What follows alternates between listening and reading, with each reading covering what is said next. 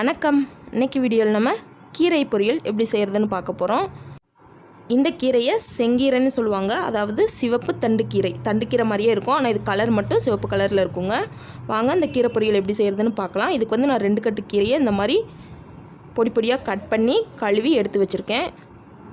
இந்த கீரையை நல்லா 2-3 தடவை கழுவிடுங்க. கீரையில் வந்து மண் நிறைய இருக்கும். இப்போ ஒரு பேன் அடுப்பில் வச்சு அதில் 2-3 டேபிள் ஸ்பூன் அளவுக்கு எண்ணெய் சேர்த்துக்கலாங்க. இந்த எண்ணெய் நல்லா சூடானதுக்கப்புறமா அதில் 1/2 டீஸ்பூன் அளவுக்கு கடுகு உளுந்தம் பருப்பு சேர்த்துக்கலாம். கடுகு நல்லா பொரிஞ்சதுக்கப்புறமா இது கூட ஒரு கொத்து கருவேப்பிலையும் தேவையான அளவு வெங்காயத்தை உரித்து கட் பண்ணி வச்சுருக்கேன், அதை சேர்த்துக்கலாங்க. நான் வந்து 15 பல் அளவுக்கு சின்ன வெங்காயத்தை உரித்து சேர்த்துருக்கேங்க. இது கூட 5-6 வரமிளகா உங்கள் காரத்துக்கு தகுந்த மாதிரி சேர்த்துக்கோங்க. இதுக்கு பதிலாக நீங்கள் பச்சை மிளகா கூட சேர்த்துக்கலாம். சேர்த்துட்டு வெங்காயம் நல்லா பொன்னீர் ஆகுற வரைக்கும் இதை நல்லா வதக்கி விட்டுக்கோங்க. வெங்காயம் இந்த அளவு பொன்னிறமாக வதங்கினதுக்கப்புறமா இப்போ நம்ம எடுத்து வச்சுருக்க கீரையை சேர்த்துக்கலாங்க. நல்லா கழுவிட்டு தண்ணியெல்லாம் வடிச்சிட்டு இப்போ இதில் சேர்த்துக்கலாம்.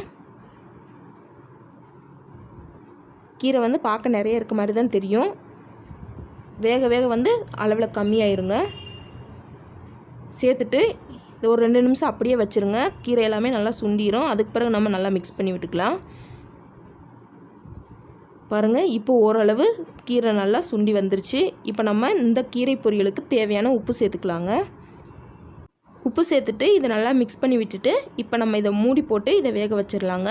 இதில் வந்து தண்ணி எதுவுமே ஊற்ற தேவையில்லை. தண்ணி ஏற்கனவே கீரையில் இருக்க தண்ணியே போதுமானது. அதுக்கு மேலே உங்களுக்கு தண்ணி தேவைப்பட்டால் கொஞ்சமாக தண்ணி தெளித்து வேக வச்சுக்கலாங்க. இப்போ இதை மூடி போட்டு வேக வச்சிடலாம். ஒரு 3-4 நிமிஷம் இதை நல்லா வேக விடுங்க. தண்ணியெலாம் ஓரளவு பிரிஞ்சு வந்துடும். பாருங்கள் எந்த அளவு கீரைலேருந்து தண்ணி வந்திருக்குன்னு. இந்த தண்ணி நல்லா வத்துற வரைக்கும் மறுபடியும் மூடி போட்டு இதை நல்லா வேக விடலாங்க.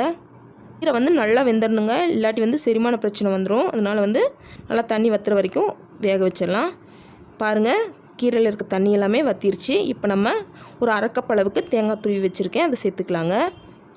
இந்த தேங்காய் துருவலுக்கு பதிலாக நீங்கள் முட்டை உடச்சி கூட சேர்த்துக்கலாம். அது இன்னமும் டேஸ்ட் அதிகமாக இருக்குங்க. சேர்த்துட்டு இதை ஒரு 2 நிமிஷம் நல்லா மிக்ஸ் பண்ணி விட்டுட்டு அடுப்பு ஆஃப் பண்ணிடலாங்க. அவ்வளோதாங்க, ரொம்பவே டேஸ்டியான செங்கீரை பொரியல், அதாவது சிவப்பு தண்டு கீரை பொரியல் ரெடி ஆயிடுச்சு.